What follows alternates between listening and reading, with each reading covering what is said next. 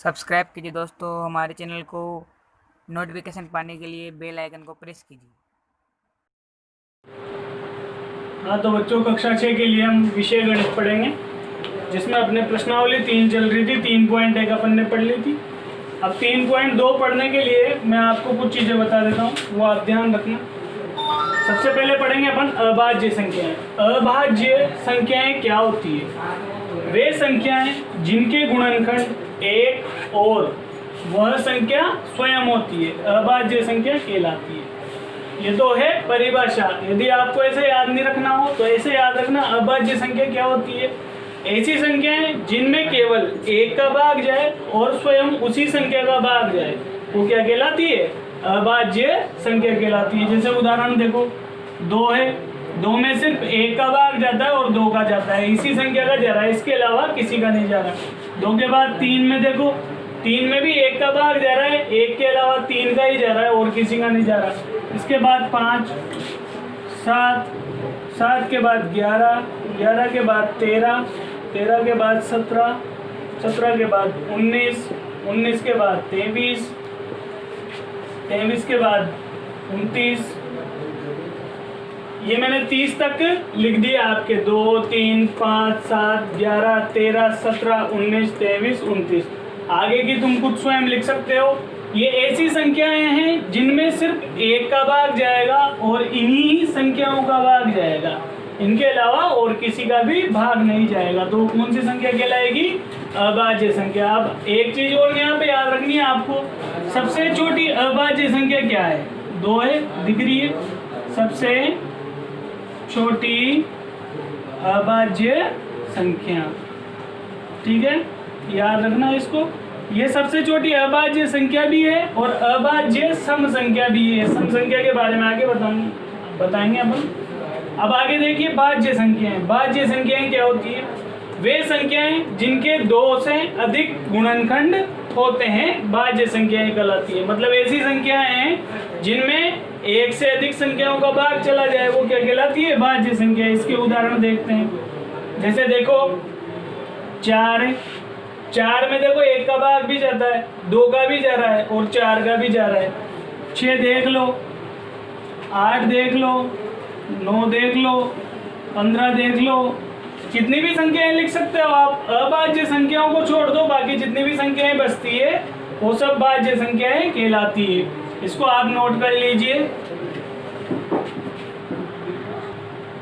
अब अपन पढ़ेंगे सम और विषम संख्याएं। अब सम संख्याएं क्या होती है? देखो, ऐसी संख्याएं जिनमें 2 का भाग जाता है, सम संख्याएं कहलाती हैं। अब 2 का भाग किन किन में जाता है? देखो मैं यहाँ पे लिख देता हूँ। 2, 4, 6, 8, 10, 12, 14, 16, 18, 20। ये मैंने 20 तक लिख दी है, बाकी आगे की आप लिख लेना। ये सारी ऐसी संख्याएं हैं जिनमें 2 का भाग जा रहा है। तो मतलब ऐसी संख्याएं जिनमें 2 का भाग जाए, वो कौन सी संख्या कहलाती है? सम संख्याएं। और इनके अलावा जो भी संख्याएं बचती है वो कौन सी संख्याएं कहलाएंगी? विषम संख्या। विषम संख्याएं क्या कहलाएगी? देखो यहाँ पे एक चीज देख लेना आप, अंतराल देख लेना। सब में एक एक का अंतराल रहेगा। अब देखो 2 के बाद 3 छूट गया, 4 आ गया। इसी प्रकार विषम संख्याओं में भी एक एक का अंतराल रहेगा। 1, 3, 5, 7, 9, 11, 13, 15, 17, 19। ये विषम संख्याएं होगी, तो आप इनको नोट कर लीजिए, इनको उतार लीजिए। सम संख्या, विषम संख्या। अब प्रश्नावली 3.2 पर आ जाइए। क्वेश्चन नंबर 1 है, बताइए कि किन्हीं 2 संख्याओं का योग सम होता है या विषम होता है यदि वे दोनों विषम संख्या हो। मतलब कोई 2 संख्याएं दे दी, वो दोनों विषम संख्या हो तो उनका योग क्या आएगा? अब देखो 2 विषम संख्या ले लो, 3 ले लो, 1, 5 ले लो, दोनों विषम संख्या है। दोनों को जोड़ो, 3 और 5 दोनों विषम संख्या है। इन दोनों को जोड़ा तो कितना आ रहा है? 8 आ रहा है। क्या ये 8 सम संख्या है या विषम संख्या है? ये एक सम संख्या है। मतलब जब भी अपन 2 विषम संख्याओं को जोड़ेंगे तो अपन को क्या प्राप्त होगी? सम संख्या। तो यहाँ क्या लिख देंगे? ए में क्या जाएगा? सम संख्या प्राप्त होगी।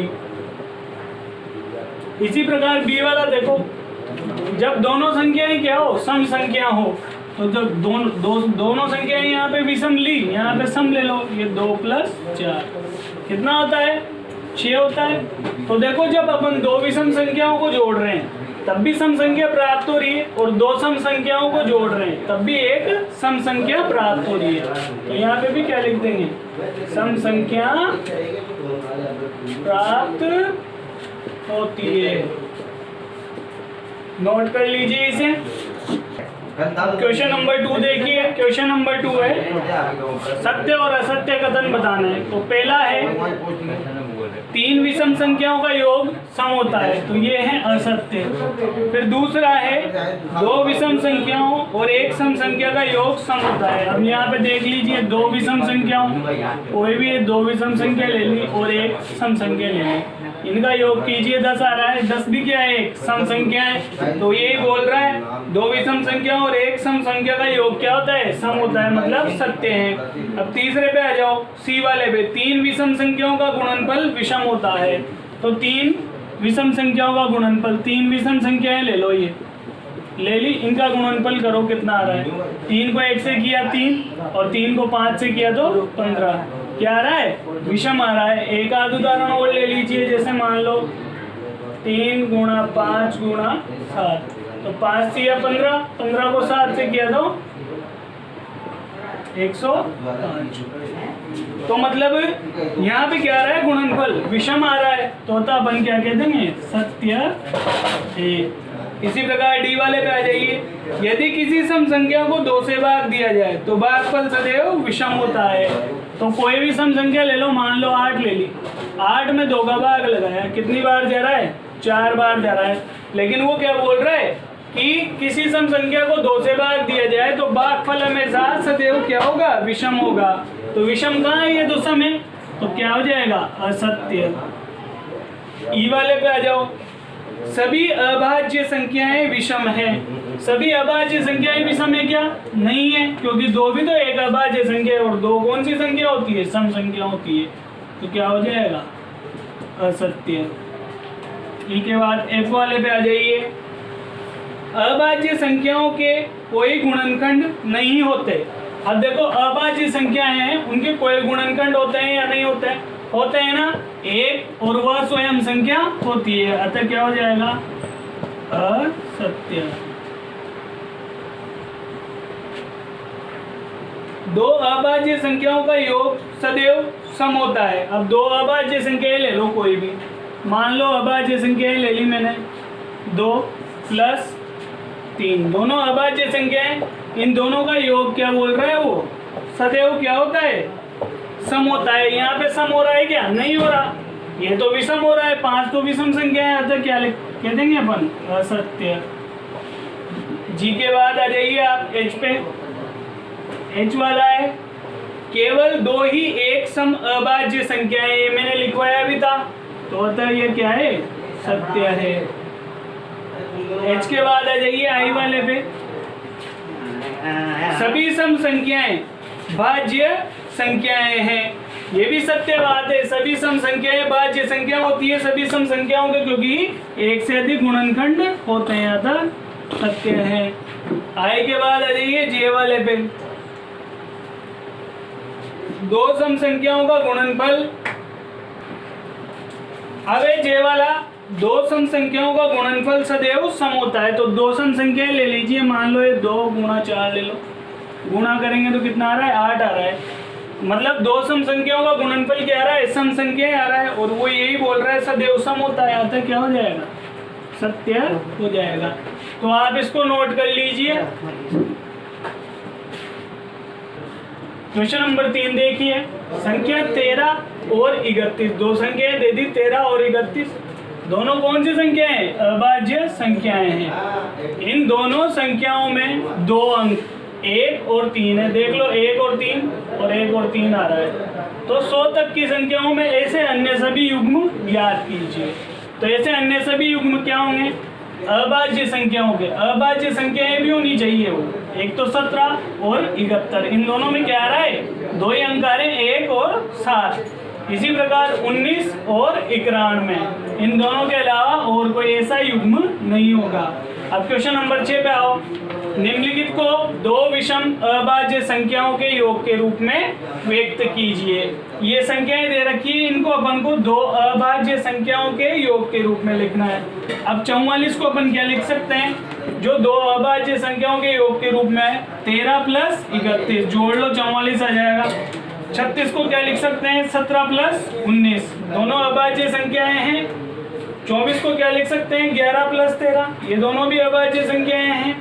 18 को क्या लिख सकते हैं, 7 प्लस 11, ये दोनों भी क्या है, अभाज्य संख्याएं। अतः अपन ने इनको क्या कर दिया, दो अभाज्य संख्याओं के योग के रूप में लिख दिया। नोट कर लीजिए इसे।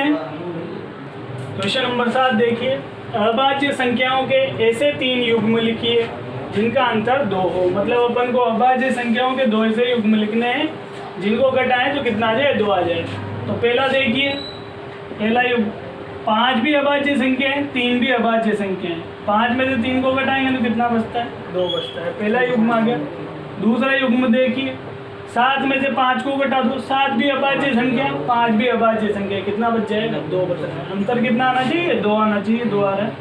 तीसरा युग्म देखिए, 13 में से 11 घटा दो, 2 आ रहा है, दोनों अभाज्य संख्या है। क्वेश्चन नंबर 9 पे आ जाइए। 100 से छोटी 7 क्रमागत भाज्य संख्याएं लिखिए जिनके बीच में कोई अभाज्य संख्या नहीं हो। तो 100 से छोटी 7 क्रमागत भाज्य संख्याएं जिनके बीच में कोई अभाज्य संख्या नहीं हो वो होती है 90, 91, 92, 93, 94, 95, 96। इनको नोट कर लीजिए आप। क्वेश्चन नंबर 10 देखिए, निम्नलिखित संख्याओं में से प्रत्येक को 3 अभाज्य संख्याओं के योग के रूप में व्यक्त कीजिए। अब ए वाला देखिए, यहाँ पे 21 दे रखा है। इस 21 को अपन को ऐसे 3 टुकड़ों में लिखना है कि तीनों टुकड़े क्या हो, अभाज्य संख्या हो। तो यहाँ पे 21 को देखो 3 प्लस 7 प्लस 11 लिख सकते हैं। इनको जोड़ेंगे तो कितना आ जाएगा, 21। इसी प्रकार बी वाला देखिए 31 को लिख सकते हैं 7 प्लस 11 प्लस 13। सी वाला देखिए 53 को 3 अभाज्य संख्याओं के रूप में 13 प्लस 17 प्लस 23 लिख सकते हैं। डी वाला देखिए 61 को लिख सकते हैं 7 प्लस 13 प्लस 41। क्वेश्चन नंबर 11 पे आ जाइए। 20 से छोटी अभाज्य संख्याओं के ऐसे 5 युग्म लिखिए जिनका योग 5 से विभाज्य हो। मतलब 20 से छोटी अभाज्य संख्याओं के ऐसे दो के जोड़े लिखने हैं अपन को 5, जो 5 का भाग चल जाए जिसमें। तो पहला जोड़ा देखिए 2 प्लस 3, 2 और 3 कितना होता है, 5। 5 में 5 का भाग जाता है। इसी प्रकार दूसरा जोड़ा देखिए 3 प्लस 7 10 होता है, 10 में भी 5 का भाग जाता है। तीसरा जोड़ा देखिए 13 प्लस 2, ये सभी 2 अभाज्य संख्याओं के जोड़े हैं। यहाँ पे देखो ये अभाज्य संख्याएं दिख रही, 15 17 प्लस 3 20, 7 प्लस 13 20। तो इनको आप नोट कर लीजिए। क्वेश्चन नंबर 12 है, रिक्त स्थान भरिए। ए वाला है वह संख्या जिसके केवल 2 गुणनखंड हो। तो मैंने परिभाषा लिखवाई थी थोड़ी देर पहले, ऐसी संख्या है जिनके केवल 2 गुणनखंड हो वो अभाज्य संख्या। बी वाला है वह संख्या जिसके 2 से अधिक गुणनखंड हो, वो क्या कहलाएगी, भाज्य संख्या। तो रिक्त स्थान में ए में तो क्या आ जाएगा, अभाज्य संख्या, बी में भाज्य संख्या। सी वाला है, सी वाला क्वेश्चन पूरा लिख दिया है मैंने, एक न तो भाज्य संख्या है और न ही अभाज्य, ये ध्यान रखना है आपको। डी वाला देखिए सबसे छोटी अभाज्य संख्या, मैंने लिखवाया था सबसे छोटी अभाज्य संख्या 2 होती है। ई वाला देखिए सबसे छोटी भाज्य संख्या, सबसे छोटी भाज्य संख्या होती है 4। एफ वाला देखिए सबसे छोटी सम संख्या, सबसे छोटी सम संख्या होती है 2। अब ये नोट कर लेना आप। इसके बाद आपका होमवर्क मैं यहाँ बोर्ड पे लिख देता हूँ। होमवर्क है आपका क्वेश्चन नंबर 4 लिखना है आपको, क्वेश्चन नंबर 4, क्वेश्चन नंबर 5 और उसके अलावा क्वेश्चन नंबर 8। ये तीनों क्वेश्चन मैंने छोड़े हैं, ये तीनों क्वेश्चन आप लोगों को करने हैं और इनको करके ये मेरा नंबर है, इस पे सेंड करना है।